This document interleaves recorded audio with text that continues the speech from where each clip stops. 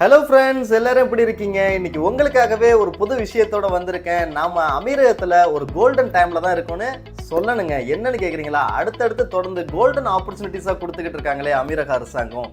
என்னன்னு சொல்றேன் வாங்க. ஆல்ரெடி அம்னிஸ்டி பீரியட் அனௌன்ஸ் பண்ணியிருந்தாங்க. நிறைய பேர் பல ஃபைன்ஸ்னால ஓவர் ஸ்டேனால கஷ்டப்பட்டுக்கிட்டு இருந்தாங்க.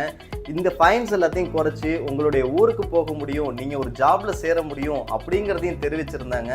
அதை தொடர்ந்து அவங்க என்ன சொல்லியிருந்தாங்கன்னா, நீங்க எடுக்கக்கூடிய அவுட் பாஸோட வேலிடிட்டி ஒன்லி 14 டேஸ் தான் இருக்கும். அந்த 14 டேஸ் பீரியட்குள்ள எக்ஸிட் ஆகணும்னு சொல்லியிருந்தாங்க. இதனால நிறைய பேர் சிரமப்பட்டிருந்தாங்க. அவங்களால ஒரு ஹை ப்ரைஸ் கொடுத்து ஏர் டிக்கெட்ஸ் கூட வாங்க முடியாமல் இருந்துச்சு. ஸோ இதையும் என்ன பண்ணியிருக்காங்க, உங்களுக்கு ஈஸியாக உங்களுடைய அவுட் பாஸோட எக்ஸிட் டேட்டை அக்டோபர் 31 வரைக்கும் மாற்றிருக்கிறாங்க.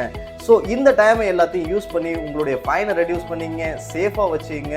Okay, tata, bye bye. For more informations contact smart brothers.